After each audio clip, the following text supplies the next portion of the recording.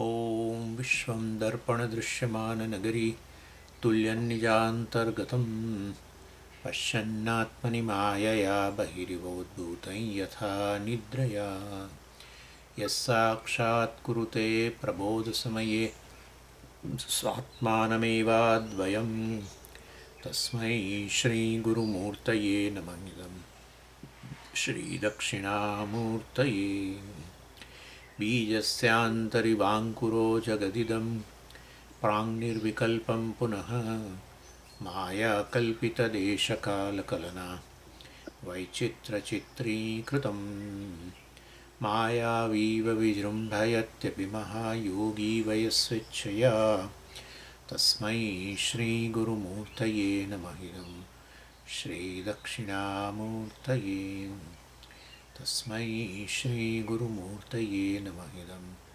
श्रीदक्षिणामूर्तये। ॐ सहना भवतु सहनौ भुनक्तु सह वीर्यङ्करवावहै तेजस्विनावधीतमस्तु मा विद्विषावहै। ॐ शान्तिः शान्तिः शान्तिः। सदाशिवसमारम्भां शङ्कराचार्यमध्यमाम् अस्मदाचार्यपर्यन्तां वन्दे गुरुपरम्पराम्।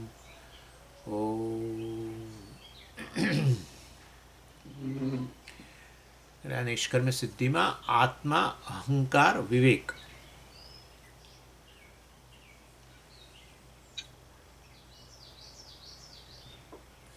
कोई ट्रांसक्राइब करे छे मारामां आव्युं के आ तमारो क्लास शरू थयो कोई ट्रांसक्राइब करी रह्युं छे એટલે સીધે સીધું લખાઈ રહ્યું છે એમ કોઈક લખી આ રીતે કોઈક કર્યું છે જે વાંધો નહીં એટલે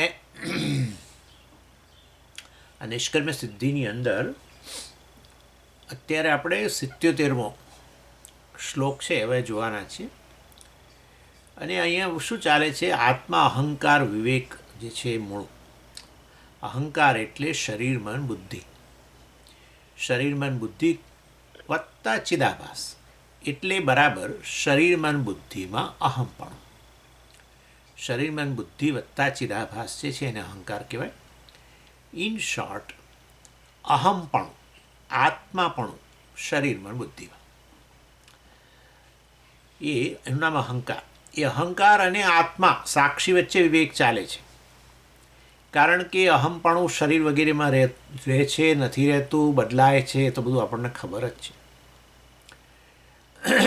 એટલે એ અહંકાર સાક્ષી વિવેક જે છે એની અત્યારે ચર્ચા ચાલે છે અને અહીંયા 77મા શ્લોકની અંદર કહે છે પૂર્વસ્ય એવ વ્યાખ્યાનાર્થમ આહ. પૂર્વસ્ય એવ વ્યાખ્યાનાર્થમ વ્યાખ્યાન અર્થાત આ પહેલાં જે વસ્તુ કહેવાય પૂર્વસ્ય પહેલાં જે આગલા શ્લોકોમાં જે કહેવામાં આવ્યું છે એનું જ વધારે સ્પષ્ટીકરણ એનો જ વધારે વિસ્તાર એ હવે આ શ્લોકમાં પણ છે. શું પહેલાં કહ્યું કે હું તો હંમેશા મુક્ત જ છું બંધનમાં નથી અહંકારબદ્ધ છે શરીર મન બુદ્ધિમાં અહમપણું જે છે એને કારણે અહમ જે છે વાસ્તવમાં કેવો છે બદ્ધ જણાય છે પણ હું તો સાક્ષી છું અહંકારનો જ સાક્ષી છું માટે હું તો મુક્ત છું. જ્યારે આ શરીર મન બુદ્ધિ કે અંતઃકરણ ખો અહંકારને તમે કોઈ પણ રીતે કહી શકો. તમે જ્યારે કહો કે હું સ્વપ્ન જોતો હતો ત્યારે તમે વાસ્તવની અંદર સ્વપ્ન એટલે કે અંતઃકરણના કેટલોક જ ભાગ એની સાથે તાદાત્મ્ય કરીને તમે પછી સ્વપ્ન જગતનું દર્શન કરતા હતા. એટલે વાસ્તવની અંદર આ રીતે અને અત્યારે જાગ્રત કાળે અમાય અહમપણું છે એ તો જાગ્રતને સ્વપ્નમાં ભેદ પડે છે. જાગ્રતમાં આમાં પણ અહમપણું છે શરીરની સભાનતા છે શરીરમાં અહમપણું છે. શરીરમાં અહમપણા વગર બાહ્ય જગતનો અનુભવ ન થાય.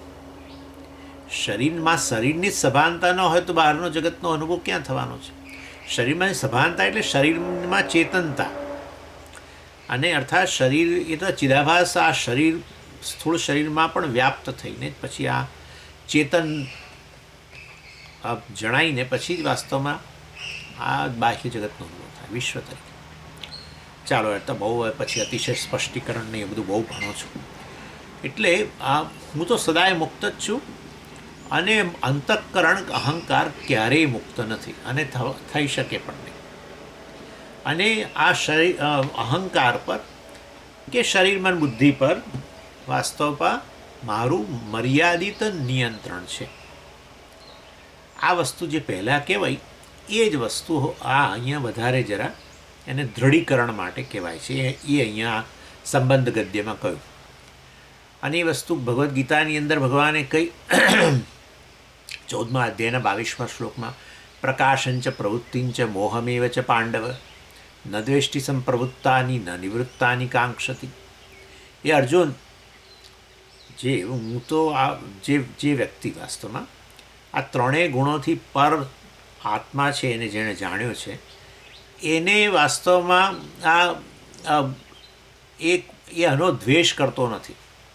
સત્વનો તો જાણે દ્વેષ ન કરે, પરંતુ આપણે ગણીએ ચાલો, ત્રણેય ગુણોમાંથી ઉત્પન્ન થયેલી વૃત્તિઓનો દ્વેષ પણ કરતો નથી, અને ત્રણેય ગુણોમાંથી ઉત્પન્ન થયેલી વૃત્તિઓ નિવૃત્તાની જઈ રહી હોય તો એની પાછી ઈચ્છા નથી કરતો કે આ રહી જાય તો સારું, કે આ પાછું આવે તો સારું. આવું એ નથી કરતો. દ્વેષે નથી કરતો, એને દૂર કરવાની વૃત્તિ નથી, અને એને પકડી રાખવાની કે પાછા લાવવાની પણ એને ઈચ્છા કાંક્ષતી ઈચ્છા નથી. કાંક્ષ ધાતુ જાણો છો તમે, આકાંક્ષા આપણે કહીએ ને, એટલે ઈચ્છા. એટલે આ રીતે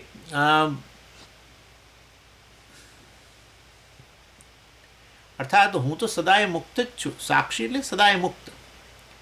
આજે મારા શરીર મન બુદ્ધિ જે છે, જેનો હું વિવિધ અવસ્થાઓમાં, ખાસ કરીને જાગ્રત સ્વપ્નમાં તો જેનો અનુભવ કરું છું, અને એમાં અહમપણું કરીને જ વ્યવહાર કરું છું, પરંતુ એ કંઈ હું વાસ્તવિક એ સાચો નથી. હું એ સાચો નથી. અને આ શરીર મન બુદ્ધિ તો છેવટે ઈશ્વર એનો ઓનર છે. માલિક કોણ છે? ઈશ્વર છે. માટે હું કરીને એમાં અહમપણું કરીને હું એનો ઓનર બતાવું છું, પરંતુ એ સાચું નથી. અર્થાત શરીર મન બુદ્ધિમાં અહમપણું હોવું એક વાત છે, શરીર મન બુદ્ધિમાં માલિકીપણું હોવું જુદી વાત છે. શરીર મન બુદ્ધિ હું જ છું, મારા જ છે, એ બતાવે છે કે હું સાક્ષી છું. એ વસ્તુની સભાનતા નથી. ઈશ્વરનો પણ કંઈ બહુ કોઈ જ્ઞાન નથી, કે ઈશ્વર જગતનું અભિન્ન નિમિત્ત ઉપાદાન કારણ હોય.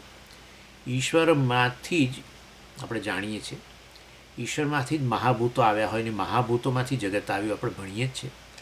તો પછી આ મહાભૂતોનું બનેલું જે છે એ તો ઈશ્વર નિર્મિત છે ને, ઈશ્વર જ મહાભૂતોના રૂપમાં વ્યક્ત થયેલો છે, ઉપાદાન કારણ છે. તો આ તો પછી વાસ્તવમાં ઈશ્વરનું જ છે, અથવા ઈશ્વર જ છે એમ કહેવું જોઈએ. બદલે હું જ છું ને મારું જ છે. એ અજ્ઞાનની નિવૃત્તિ થાય. આટલા જ અજ્ઞાનની નિવૃત્તિ થાય કે હું તો સાક્ષી છું, અને આ શરીર મન બુદ્ધિ જે છે એ વાસ્તવમાં અહમ નથી, અથવા બીજી રીતે કહેવું હોય તો આ શરીર મન બુદ્ધિનો માલિક ઈશ્વર છે. પછી આવું જાણ્યા પછી પણ વ્યવહાર કરવા માટે આ કોસ્ચ્યુમ તો પહેરવો જ પડે. જાગ્રત શરીર સાથે અહમપણું ન કરો, જાગ્રત શરીરમાં અહમપણું ન હોય, આ સ્થૂળ શરીરમાં, તો વ્યવહાર કેવી રીતે થાય? સુષુપ્તિમાં વ્યવહાર નથી થતો. કેમ નથી થતો? કારણ કે આમાંથી અહમપણું જ જતું રહ્યું છે, ઇન્દ્રિયોમાંથી જતું રહ્યું, અંતઃકરણમાંથી જતું, બધામાંથી.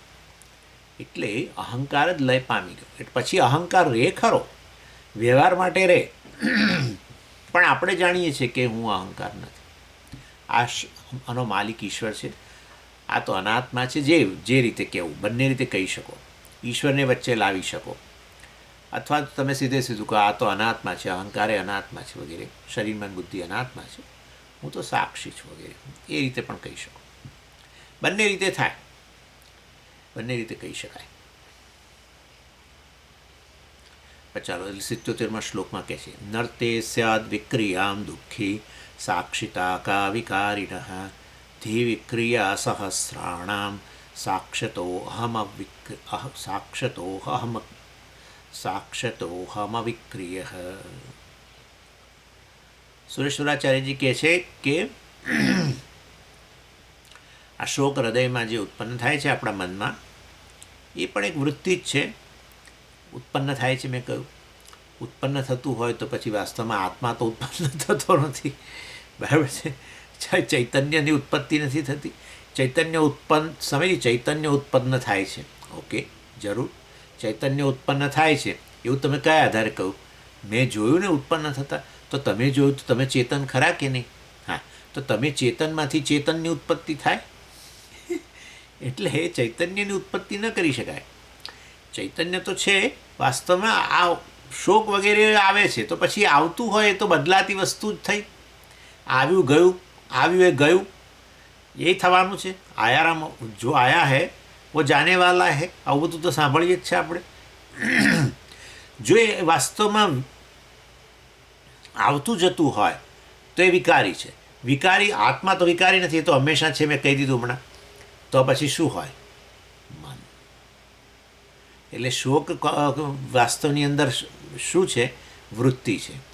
એટલે અને મને એની ખબર છે કે આ શોક ઉત્પન્ન થયો, બરાબર છે. મને ખબર છે કે શોક ઉત્પન્ન થયો, અને પછી હું કહું કે હું શોકગ્રસ્ત છું. આ કઈ રીતે મેળ પડે? બોલો. મને ખબર છે કે શોક ઉત્પન્ન થયો, બરાબર, અને પછી કહો કે હું શોકગ્રસ્ત છું. એ કઈ રીતે બને? હું જાણું છું કે અત્યારે ડિપ્રેશનમાં, હું જાણું છું કે મનમાં ડિપ્રેશન છે, અને પછી કહું કે તેથી હું ડિપ્રેસ છું. આ કયું કેટલું સાચું છે? બરાબર છે. એટલે આપણે વાસ્તવની અંદર ખબર જ નથી. તમે કહો કે મને ખબર છે શોક ઉત્પન્ન થયો, તો પછી એ તમારા માટે તો વિષય બની ગયો છે. તમે એને પ્રકાશિત કર્યો કે આ શોક ઉત્પન્ન થયો છે, એને પ્રકાશિત કર્યો તમે. પણ તોય પાછા કહો કે હું શોકગ્રસ્ત છું. તમે તો એને પ્રકાશક છો. એ તો પ્રકાશિત વસ્તુ થઈ. પ્રકાશિત ક્યારેય પ્રકાશક તો ન જ હોય. પ્રકાશિત થતી વસ્તુ પ્રકાશક કેવી રીતે હોય? આ મારાથી પ્રકાશે છે, હું મતલબ જ્ઞાનનો વિષય છે, તો પછી હું પેન છું એવું કઈ રીતે હોય? ના જ હોય. પણ તો કહીએ છીએ આવી રીતે. એટલે આપણે કહીએ છીએ ગૂંચવાડો છે. અજ્ઞાનમાંથી એક જ વસ્તુ ઉત્પન્ન થાય અને એનું નામ છે ગૂંચવાડો. અજ્ઞાનમાંથી કોઈ સારી વસ્તુ ઉત્પન્ન ન થાય, ગૂંચવાડો ઉત્પન્ન થાય. રજ્જુન ઠેકાણે સાપ જોઈએ અને પેલી છિપોલીન ઠેકાણે ચાંદી જોઈએ, અને પેલા રેતી હોય ત્યાં આપણે પેલું જળ જોઈએ ને. મૃગજળ તો પછી કહીએ. રેતી હોય ત્યાં જળ જોઈએ. આવું જ થાય. અજ્ઞાન હોય ત્યાં ગૂંચવાડો આવે. કોઈ ઘટના બને, વિશ્વની અંદર કોઈ ઘટના બને અને ખબર ન હોય કોઈને, તો એના વિશે અફવાઓનું બજાર ગરમા ગરમ હોય. આપણે એમાં ગૂંચવાડો ક્યાં થયો? કારણ કે બધા જુદું જુદું બોલે કે ના બોલે, એના માટે એનું નામ જ તો અફવા છે. બધા જુદું જુદું. એક કે આમ, બીજો કે આમ, ત્રીજું પેપર ત્રીજી વાત કરે, ચોથું ચોથી વાત કરે, તો આનું નામ તો ગૂંચવાડો છે. અજ્ઞાનમાંથી એક જ વસ્તુ ઉત્પન્ન થાય, બીજું કશું જ ના થાય. એને તમે એરર કહેવી તો એરર કહો, ભૂલ કહેવી તો ભૂલ કહો, અધ્યાસ કહેવો તો અધ્યાસ કહો, ગૂંચવાડો કહેવો હોય તો ગૂંચવાડો કહો, જે કહેવો હોય કહો, અફવા કહેવી તો અફવા કહો, બધું. એટલે પણ રજ્જુમાંથી તો એક જ વસ્તુ થાય છે, સર્પ જ ઉત્પન્ન થાય છે. એમાં ક્યાં એક કરતાં વધારે થાય છે ને ભાઈ? રજ્જુન ઠેકાણે હું સાપ જુઓ, પણ તમે રજ્જુન ઠેકાણે કે બીજું એ જુઓ, પાણીની ધાર કે બીજું જુઓ, કંઈ પણ થાય. એટલે એવું જરૂરી નથી કે એક જ વસ્તુ. એનું નામ જ ગૂંચવાડો બધું. એટલે વિક્રિયામ નર્તે સ્યાત વિક્રિયામ. વિક્રિયામ ઋતે. નર્તે એટલે ન ઋતે. ઋતે એટલે વગર, વિના, વિધાઉટ. વિક્રિયામ ઋતે, વિકાર વગર. વિક્રિયા એટલે વિકાર. વિકાર વગર. શું? દુઃખી ન સ્યાત. એટલે મન જે છે એ વાસ્તવની અંદર દુઃખી ન થાય વિકાર વગર. એટલે તો કહીએ છીએ સ્વામીજી હમણાં સારું હતું પણ હવે હમણાં હું દુઃખી છું, અથવા મારું મન બહુ દુઃખી છે અત્યારે આવું બોલીએ જ આપણે. આજે આપણને ખબર છે પહેલાં નહોતું, એટલે વિકાર આવ્યો, બદલાયો. એટલે વૃત્તિ પરિણામ રૂપ વગર, વૃત્તિનું પરિણામ આવ્યા વગર, વૃત્તિ બદલાયા વગર મન દુઃખી ન થાય. વિકારીણ કા સાક્ષિતા. અને જે આ રીતે જે છે, જે બદલાઈ રહેલું હોય પોતે, એ કેવી રીતે સાક્ષી હોય? સાક્ષી હંમેશા આપણે એને કહીએ કે એવો ઓબ્ઝર્વર હોય સાક્ષી એને જ કહીએ જે જુએ બધું પણ એનામાં બદલાવ ન આવે, એને જ સાક્ષી કહેવાય. દાખલા તરીકે દરિયા કિનારે ઊભેલો વ્યક્તિ જે છે, એ ઊભેલો વ્યક્તિ સાક્ષી ક્યારે કહેવાય એને? કે દરિયામાં ઉત્પન્ન થઈ રહેલા મોજાઓ વગેરે જે છે એ જોઈ રહ્યો હોય તો પણ એનામાં બદલાવ ન આવે, એનું નામ સાક્ષી. એટલે એ રીતે વાસ્તવમાં વિકારીણ કા સાક્ષીતા, જે આવો વિકારી હોય એટલે કે મન આવું બદલાતું રહે છે, દુઃખી સુખી, આવું કામી ક્રોધી બધું, એ સાક્ષીતા. એટલે એ કેવી રીતે સાક્ષી હોઈ શકે? એ સાક્ષી ન હોય, મન ભલે વિકારી હોય ને મન ભલે દુઃખી થતું હોય, પણ મારે શા માટે એવું કહેવું જોઈએ કે હું શું દુઃખી છું? એમ કહેવાનું છે. હું તો સાક્ષી છું, તો મારે તો ન જ કહેવું જોઈએ.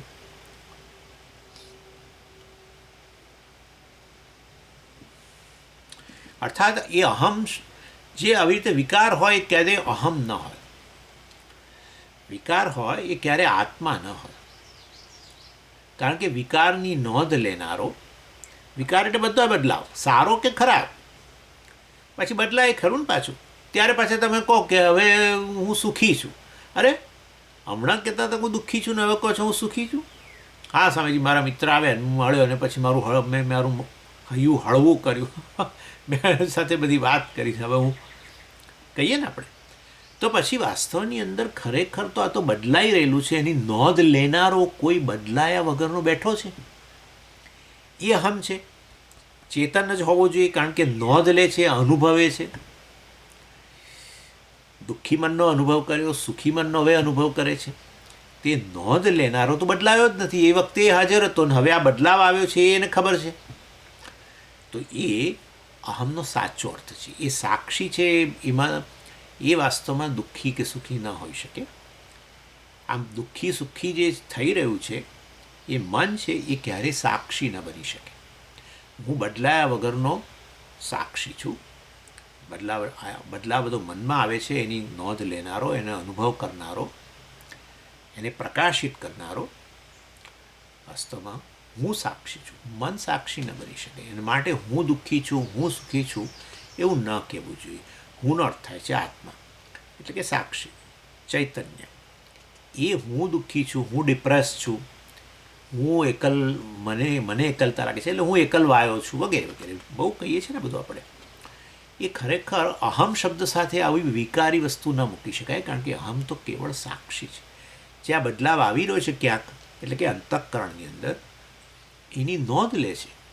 પહેલાં દુઃખી હતો એમ કહે છે ને હવે હું સુખી છું એમ કહે છે, મતલબ કે એ વખતે હું હાજર રહેવો હતો જ, એ નક્કી થઈ ગયું. તો વાસ્તવની અંદર મારામાં તો વિકાર નથી આવતો, બદલાવ નથી આવતો. એ સમજાવે છે બધું. ધિ વિક્રિયા સહસ્રાણામ સાક્ષીનહમ, સાક્ષી અહમ.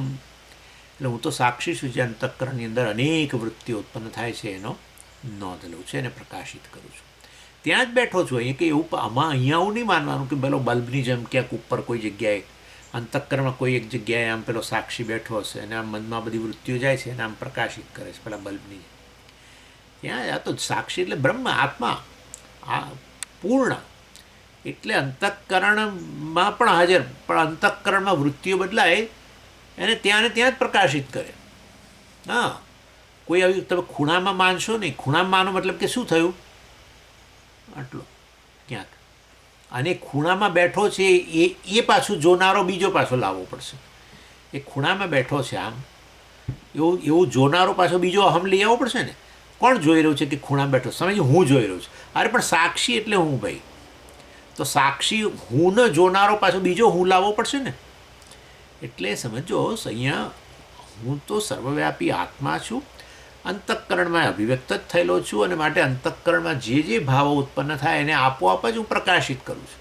જેમ પેલા સ્ટેજ પર જેમ અનેક નર્તકીના ભાવો હોય, અથવા સ્ટેજ પર એક પછી એક બધા આવી રહ્યા હોય, તો જેમ પેલો લેમ્પ જે છે એને પ્રકાશિત કરે, એવી રીતે વાસ્તવની અંદર હું પ્રકાશિત કરું છું.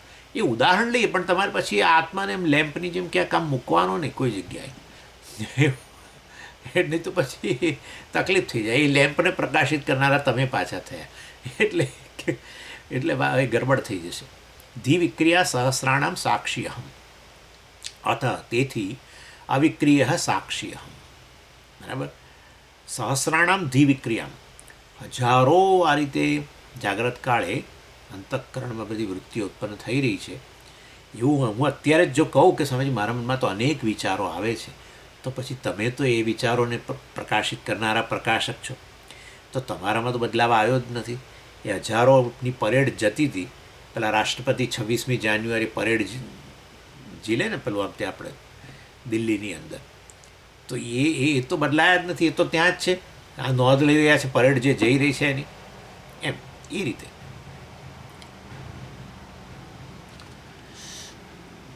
અને માટે હું તો કેવો છું, વિક્રિયા વગરનો, વિકાર વગરનો છું.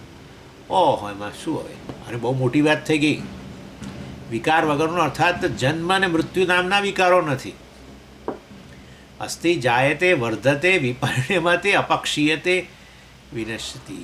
સ્વામીજી બહુ હવે તો ખબર નહીં, છેલ્લા 5 વર્ષમાં તો એટલી બધી ઉંમર વધારે જણાય છે. આમ 5 વર્ષ પહેલાં જ સ્વામીજીમાં હું આમ દોડી શકતો હતો, આમ કરી શકતો હતો, તેમ કરી શકતો હતો. હવે તો લોકો કહે છે કે તમે ઉંમર જેટલી ઉંમર છે એના કરતાં થોડા વધારે ઘરડા દેખાવ છો. કેવું લાગે પણ અંદરથી થાય કે આ વ્યક્તિને હમણાં કાઢી મૂકું છું. મારા ઘરમાં આવીને બોલતો હોય, ઘણા મિત્રો બોલતા હોય છે એકબીજાને રીતે વાત કરે, એ તું આમ તો આટલી ઉંમર છે તારી, પણ તું દેખાય છે થોડો વધારે. તકલીફના પાર ન. સ્વામીજી હવે કે આપ કેટલું હે આપણે કહીએ ને, સ્વામી પ્રૌઢ મારે 50 થયા, પણ હવે આ ઘડપણ તો આવવાનું જ છે. અને આવી રીતે બોલે ત્યારે કંઈક ઘડપણ આવવાનું જ, ત્યારે એનું મોં ચમકતું ના હોય, ત્યારે એના મોં પર મ્લાન આવી ગયું હોય. કારણ કે ઘરમાં કે આજુબાજુ જુએ છે, પોતાના મા બાપને, ઘરડા મા બાપને જોતા હોય, બિચારા પરેશાન થતા હોય, એટલે ઘડપણ તો આવવાનું જ છે એમ કે. અર્થાત હું ઘરડો થવાનો જ છું, બદલાવાનો જ છું, ઉંમર બદલાવાનો જ છું. આનું નામ સંસાર. નથી બદલાતો, વિકાર વગરનો છું, પરંતુ આવો માનું ગૂંચવાડો. એકમાત્ર કારણ આત્મા વિશેનું અજ્ઞાન, બીજું કશું નહીં. અજ્ઞાનમાંથી જ ગૂંચવાડો આવે.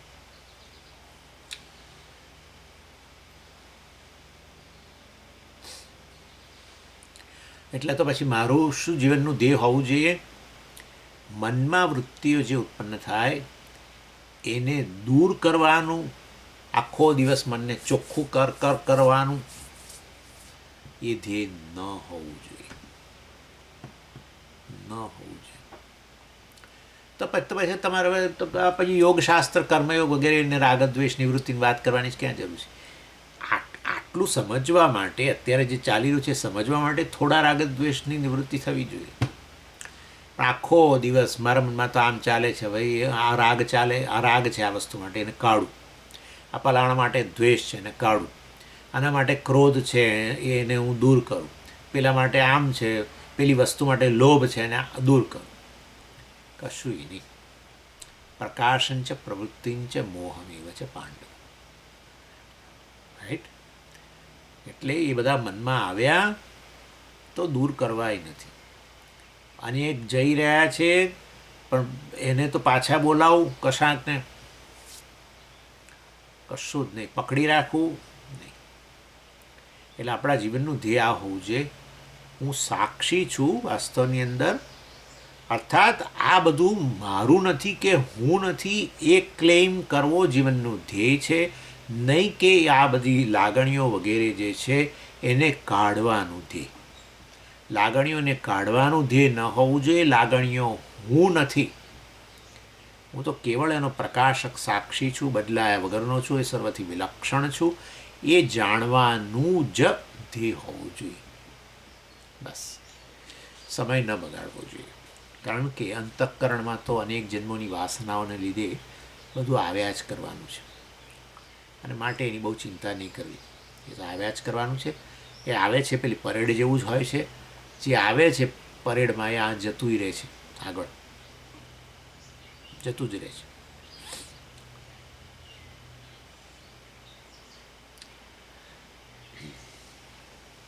એટલે આ રીતે અહીંયા કહેવામાં આવ્યું કે હું આ એક બદલાયા વગરનો જે છું એ એની હાજરીમાં જ આ બધા વસ્તુ બદલાતી વસ્તુનો મને અનુભવ થાય છે. અંતઃકરણ હોય, આપણું મન હોય, આપણી ઇન્દ્રિયો હોય, આપણી લાગણીઓ હોય, આપણી સ્મૃતિ હોય, આપણા સંશયો હોય, બરાબર, આપણા ભૂખ તરસ હોય, બધું બધી વસ્તુઓનો અનુભવ થાય છે ને એ બધું તો બદલાતું જ રહે છે. એ બદલાતી વસ્તુની નોંધ લેનારો સર્વની અંદર બેસીને, ક્યાંક બહાર ક્યાંક બેઠો ને અહીંયા બધું જોઈ રહ્યો છે એવું નથી. એ સર્વમાં જ રહીને સર્વને પ્રકાશિત કરનારો, સર્વમાં કેવી રીતે રહેલો?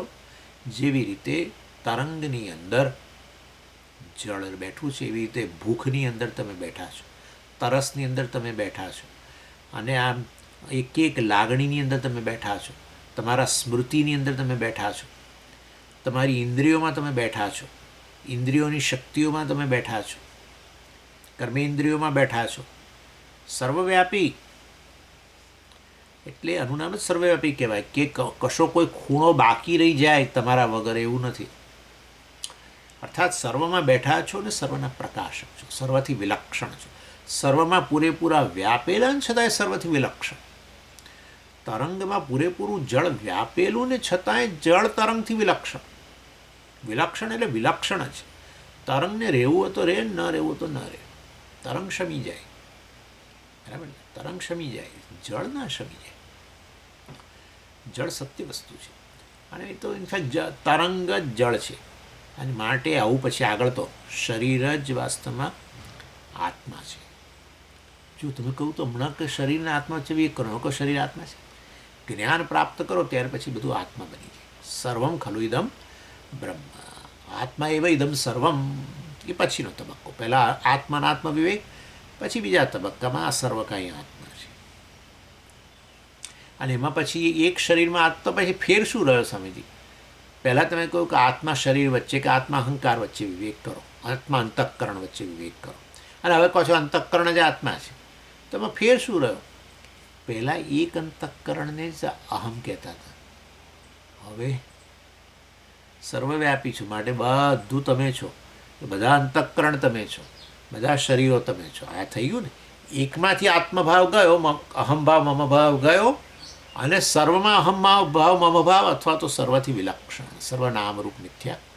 વાસ્તવમાં હું તો સર્વથી પર કેવળ પ્રજ્ઞાન ઘન ચૈતન્ય છું. એટલે આ રીતે સમજવાનું.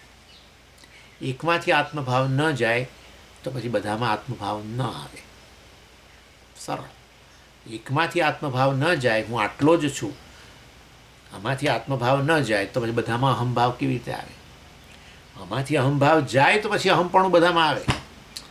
એટલે સત્યને જાણીને, આત્માને જાણીને પછી જાણો કે આ તો સર્વ કંઈ આત્મા જ છે. એટલે તો આપણે નથી કહેતા, આપણે શું કહીએ છીએ? હું કહું હું આટલો છું, પછી આપણે જગત માટે શું કહીએ?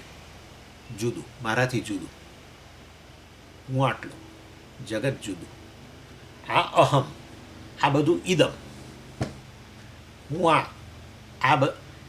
અને હું કહેવાય, અને શું કહેવાય? આ કહેવાય. આ હું, આ ઇવન આ પણ, આ જબ્બો. જો આ જબ્બો, કોઈ દિવસ હું જબ્બો બોલ્યા છો હજુ સુધી? જે પણ પહેરતા હોય એ બોલ્યા છો? હું આ નથી બોલ્યા. એટલે શરીર પર ધારણ કરો છો તો પણ એમાંય અહમપણું નથી, એમાંય આપણું જ છે. કારણ કે તમારું અહમપણું ક્યાં સુધી વિસ્તર્યું છે? શરીર, ચામડી સુધી, બસ. That's it. અને પછી બાકીનું બધું શું બની ગયું? આ થઈ ગયું. એ અથવા આત્મભાવ, એનું નામ છે અહંકાર. ચાલો, એટલે સુરેશ્વરાચાર્યજી એટેન્શન આપણું આ રીતે આ જે બદલાયા વગરનો જે છે સાક્ષી જે છે એના તરફ આપણું ધ્યાન દોરી રહે છે. અને અહમ તો હંમેશા છે બદલાયા વગરનો. એટલે જે બદલાય એ સમયને અંતર્ગત બદલાય. સરળ નિયમો બધા. જે બદલાય એના પર કાળની અસર હોય, કાળમાં વસ્તુ બદલાય. જો બદલાતો ન હોવું તો પછી કાળની અસર મારા પર નથી, બરાબર. એટલા માટે જ આત્માને કાલાતીત કહેવામાં આવે. કાળથી અતીત, અથવા તો વિકારોથી અતીત, અથવા તો જન્મથી પર, અથવા તો મૃત્યુથી પર. નેચરલી જન્મ મૃત્યુ બધા શરીરના એ બધા કાળને અંતર્ગત.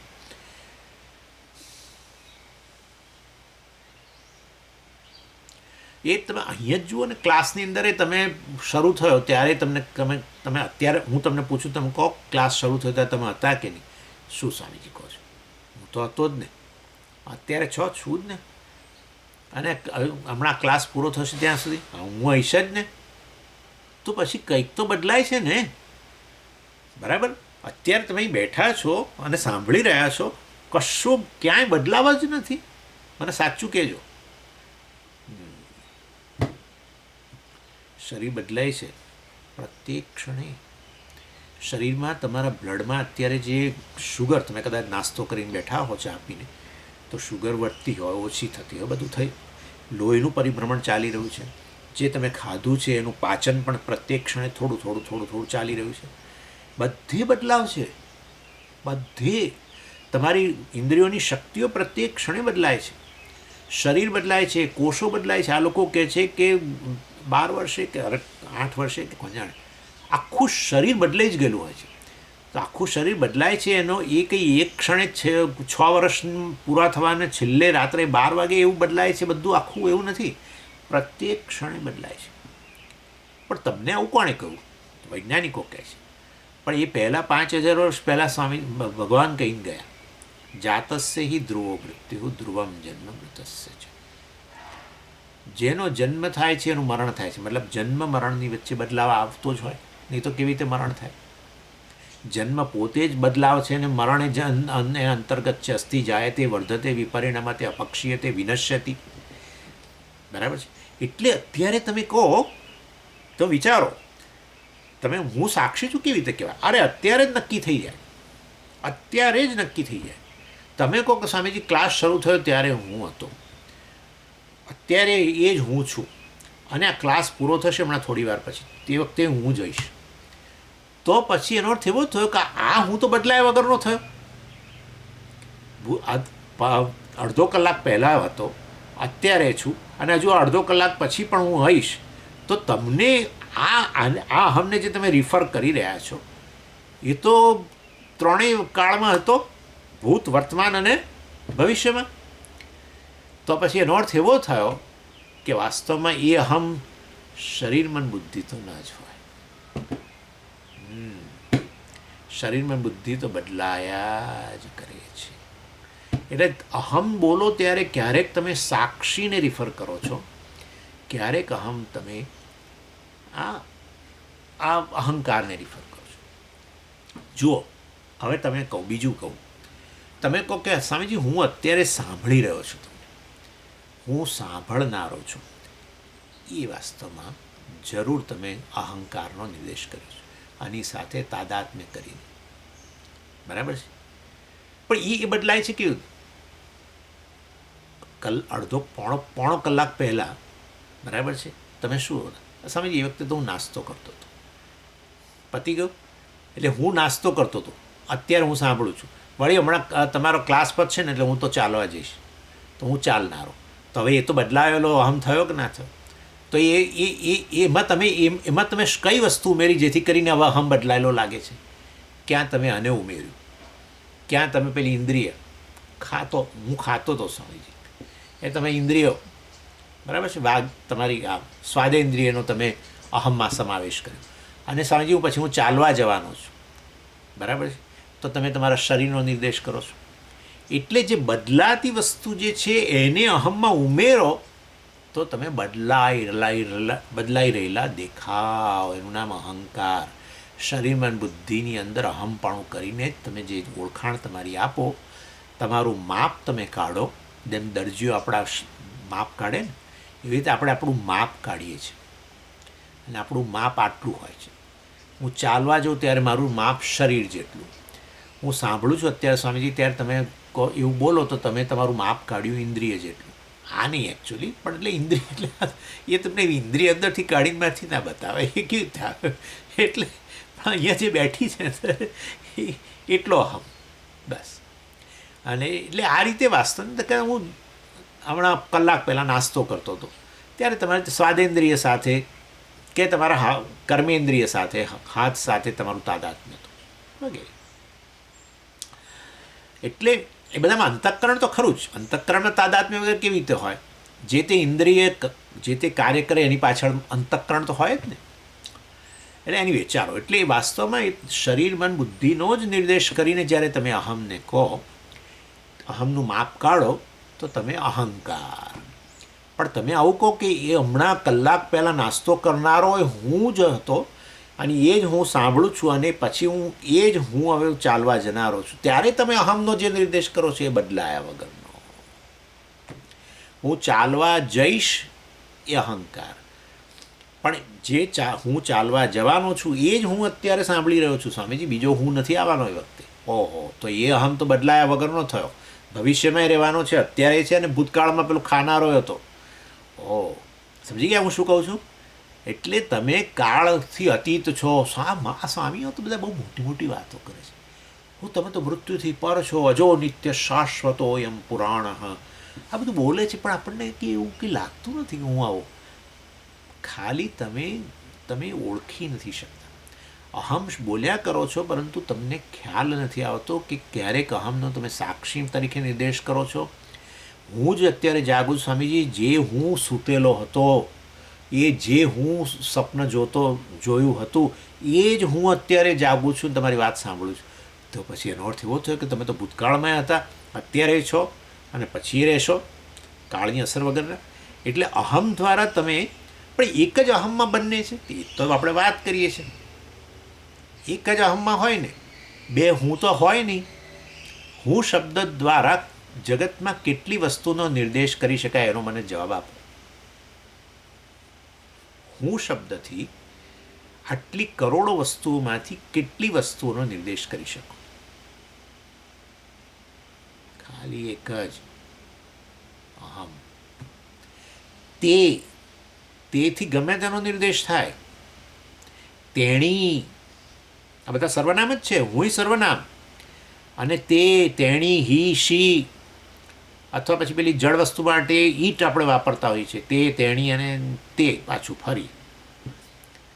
અને તમે કહો ત્યારે અનેકનો નિર્દેશ થાય. તમે એટલે દાખલે હું કહું તમે, એટલે તમને થાય કે કોને કહે છે? પણ સ્વામીજી, તમે યુ જે સર્વનામ છે, યુ તમે, એનાથી કેટલાયનો નિર્દેશ કરી શકો.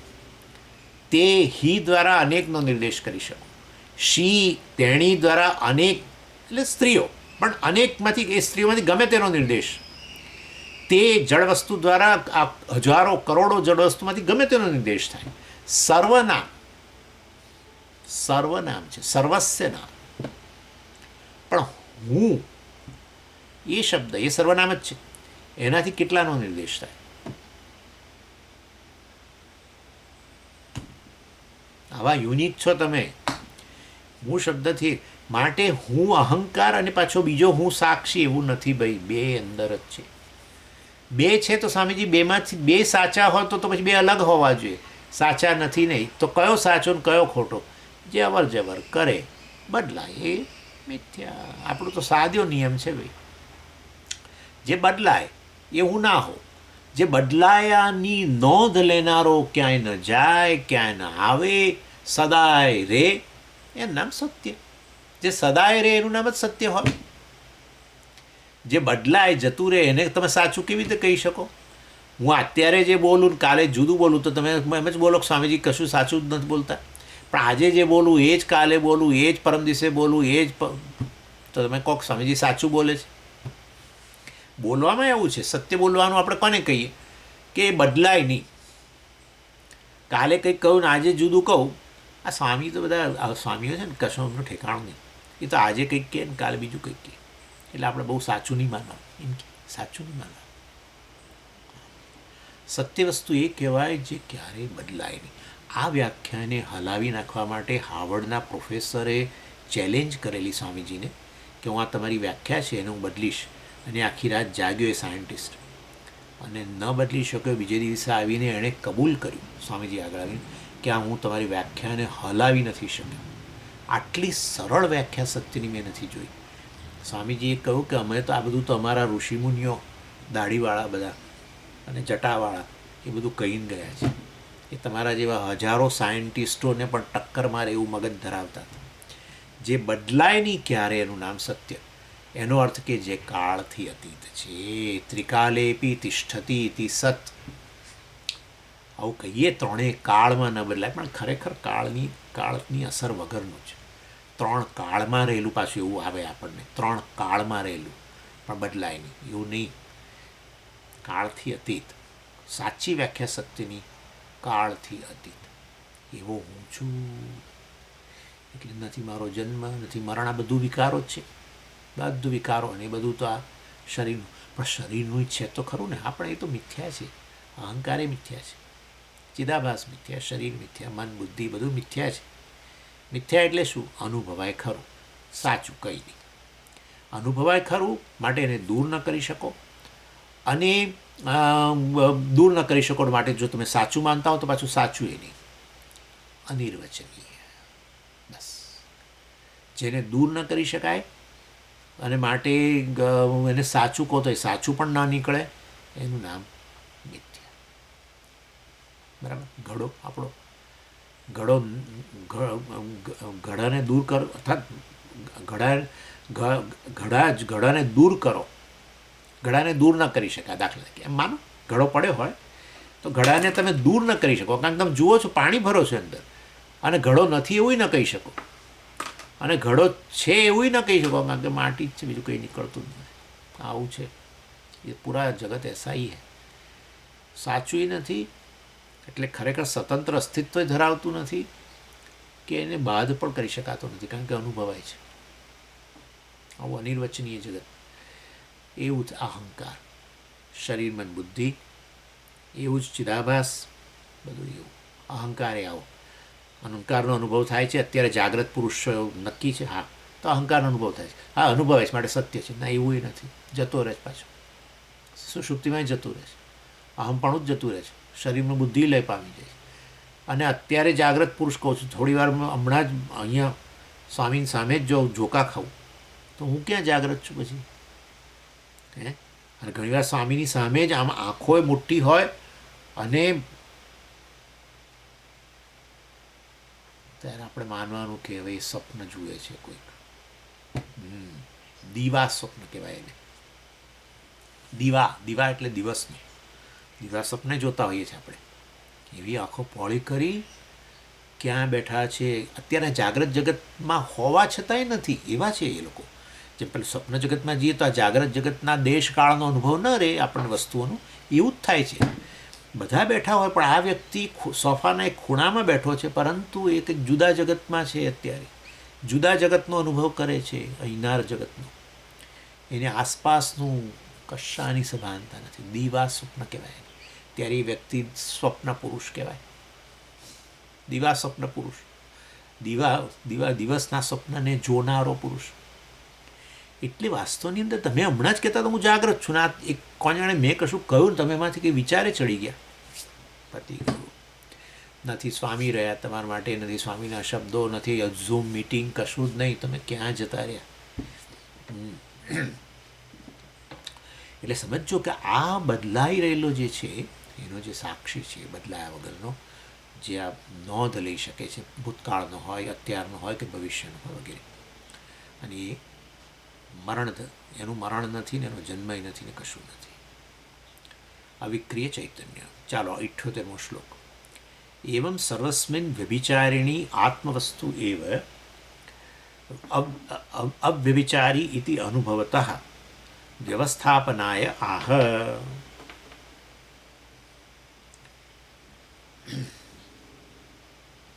એવં આ રીતે સર્વસ્મિન વ્યભિચારિણી સતી, બધું જ જગતમાં બદલાઈ રહેલું છે. જગત એટલે તમે બહાર જશો જ નહીં.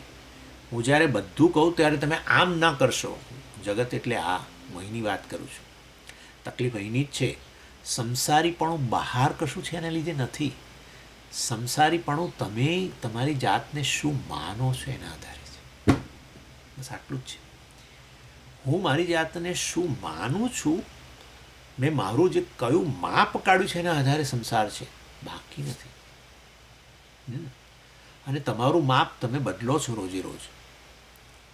તો તમે સંસારનો અનુભવ નથી કરતા. હા, એટલે બહાર ક્યાંક કશુંક છે ને સ્વામીજી, એટલે મારે તો સંસાર છે. ફલાણો મારા જીવનમાં આવ્યું છે ને એટલે સંસાર છે. આ પરિસ્થિતિ આવી ને એટલે સંસાર છે. રખે એવું બોલતા.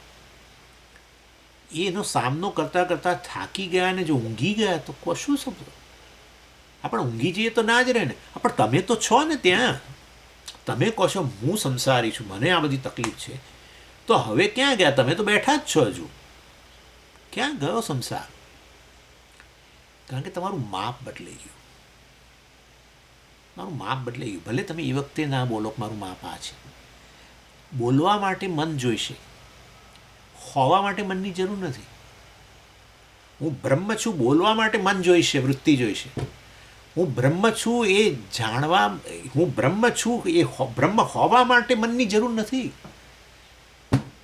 એવું નથી કે હું આ શરીર મન બુદ્ધિ ન રહે, લય પામી જાય તો હું બ્રહ્મ નથી રહેતો. ઇનફેક્ટ એ વખતે તમે અનુભવો છો કે મારું કોઈ માપ જ નથી. અસંસારી છું એનો અનુભવ કરો છો એ વખતે. ન ભય, ન શોક, ન દ્વેષ, કશું જ નથી. એટલા માટે તો ઊંઘ આપણને આટલી બધી ગમે છે. ક્લાસ કરતાં વધારે મને ઊંઘ વધારે ગમે છે. આ જલ્દી પૂરું કરે તો સારું. હવે કેટલી મિનિટ બાકી છે?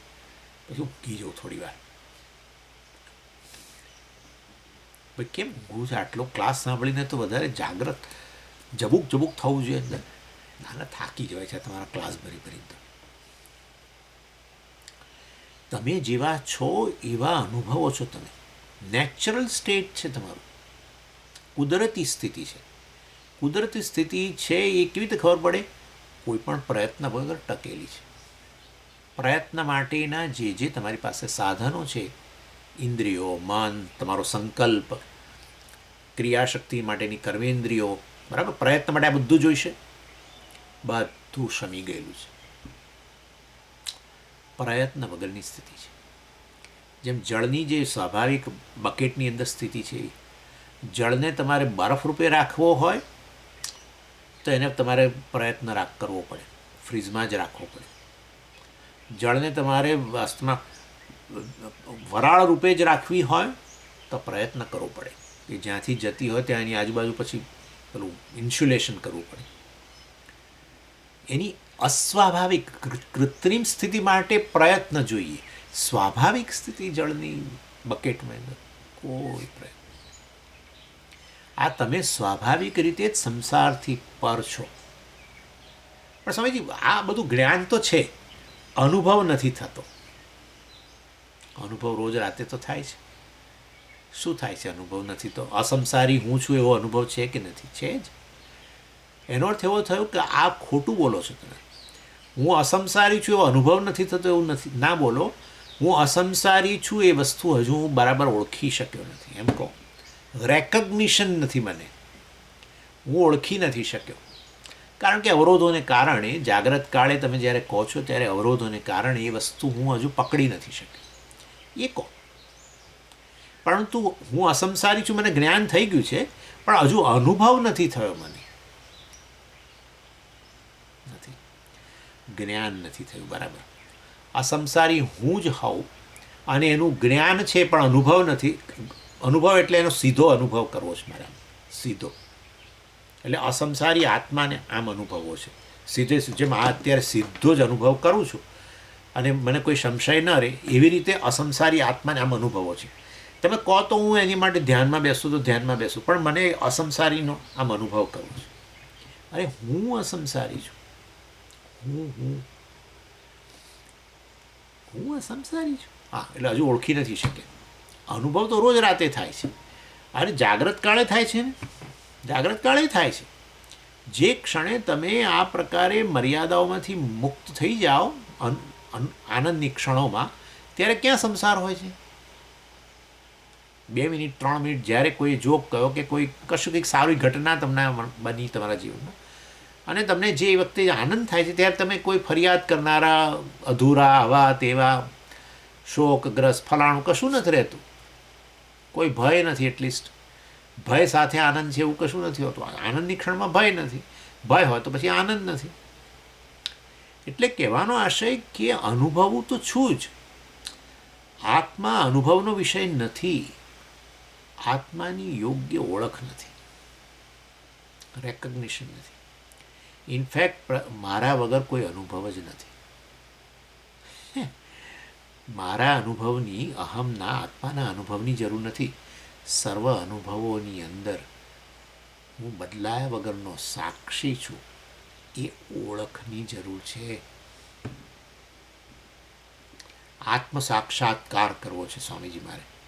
આત્માનો સીધો અનુભવ કરવો છે. આમ જેમ અત્યારે હું તમને સીધા જોઉં છું, ચોખ્ખે ચોખ્ખા, એવી રીતે આત્માને આમ જોવો છે. એ જેને જોવું છે, જોવાનો વિષય કદી આત્મા નહીં, હું જોનારો.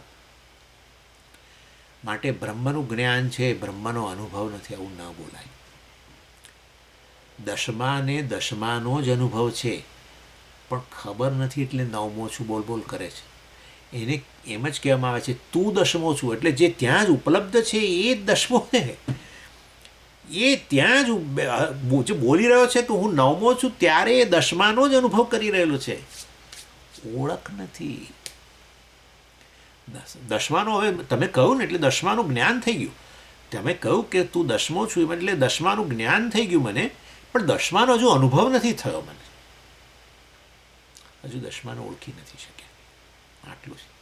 દશમો ક્યાંય બહાર નથી ભાઈ, અનુભવવાનો વિષય જ નથી. એ તો તું જ દશમો છું એ ઓળખ નથી થઈ હજુ, એમ કહેવાય. અવરોધને કારણે, કોઈ પણ અવરોધ હોય તો. એટલે અવરોધોને કારણે આવું રેકગ્નિશન, આ પ્રકારની ઓળખ નથી. અનુભવ તો બધા અનુભવમાં હું જ હાજર છું, મારા વગર અનુભવ શેનો? હું વગર અનુભવ શેનો? ચાલો, બધા બીજા સમજીએ, અનેક પ્રકારના અનુભવો છે. કેટલાક અનુભવમાં હું હોઉં છું, કેટલાકમાં હું નથી હોતો. શું વાત છે ભાઈ? એટલે પ્રત્યેક અનુભવમાં હું જ રહેલો છું, પણ એ હું સાક્ષી છું, બદલાયા વગરનો, સર્વ વસ્તુનો પ્રકાશક. એ ખબર નથી પડતી હજુ મને. એ બરાબર છે. એવી ઓળખ નથી થતી, તો બરાબર છે. તો અવરોધોને કારણે છે. એટલે આ રીતે વાસ્તવની અંદર, અહમની અંદર બંને બેઠેલા જ છે. જો હું મારી સાચી ઓળખ હોય તો હું સાક્ષી કહીશ, હું મારી સાચી ઓળખ નહીં હોય તો હું મારી જાતને જીવ કહીશ, અહંકાર કહીશ. અને પછી શરીર મનની જે સ્થિતિ, કારણ કે એમાં અહમ પણ હું મૂકીને જ કહું છું, એટલે એ શરીર મનની જે સ્થિતિ એ મારી સ્થિતિ. એ શરીર મન બુદ્ધિ વગેરે બધું જન્મ પામે, મરણ પામે, તો હું મારી જાતને જન્મ મરણવાળો કહું. એ બધું પ્રારબ્ધમાંથી આવ્યું માટે હું મારી જાતને પ્રારબ્ધવાળો કહું. એ બધી વસ્તુઓ પર એ કરતા ભોગતા તરીકે, બરાબર છે, કર્મેન્દ્રિયો સાથે તાદાત્મ્ય, જ્ઞાનેન્દ્રિયો સાથે તાદાત્મ્ય, કરતા ભોગતા. અને માટે વાસ્તવની અંદર મારી જાતને કરતા ભોગતા કહું. હું સાચે સાચ કોણ છું ના ખબર હોવ તો ગૂંચવાડો કરીને જે ખરેખર હું નથી, અહંકાર, એને આત્મા કહું. બસ. અને મારી જાતને જીવ કહું, ક્યારેય શિવ નહીં કહું. શિવોહમ શિવોહમ ચિદાનંદ રૂપા. જો તમે ચિદાનંદ કહેશો, સાક્ષી કહેશો, તો તમે શિવ કહેવાના જ છો, કારણ કે સર્વવ્યાપી છે, સર્વમાં વ્યાપેલું છે. સર્વમાં વ્યાપેલી વસ્તુ સર્વનું કારણ હોય. એક જ વસ્તુ જો બધામાં વ્યાપેલી હોય તો એ વસ્તુ કારણ હોય, બાકીનું બધું કાર્ય હોય. માટી જો બધા જ ઘડા કોળિયામાં વ્યાપેલી હોય તો એ માટી જ કારણ હોય. ઘડા કોળિયા બધા ના તો કેવળ નામરૂપ છે, કાર્ય છે. એ રીતે આત્મા તરીકે જ્યારે સાક્ષી તરીકે જુઓ કે હું તો કેવળ ચૈતન્ય છું, સર્વવ્યાપી છું, તો પછી આ બધી જ વસ્તુઓ છે એમાં વ્યાપેલા છો. બધી વસ્તુઓ કાર્ય છે, તમે એના કારણ છો. અને માટે ચિદાનંદને શિવ કહેવાય. અને હું ચિદાનંદ છું માટે હું જ શિવ છું, જીવ નહીં. એ કહેશો. ઓમ પૂર્ણમદ પૂર્ણમિદમ પૂર્ણાત પૂર્ણમુદચ્યતે પૂર્ણસ્ય પૂર્ણમાદાય પૂર્ણમેવાવશિષ્યતે. ઓમ શાંતિ શાંતિ શાંતિ. હરિ ઓમ શ્રી ગુરુભ્યો નમઃ. હરિ ઓમ.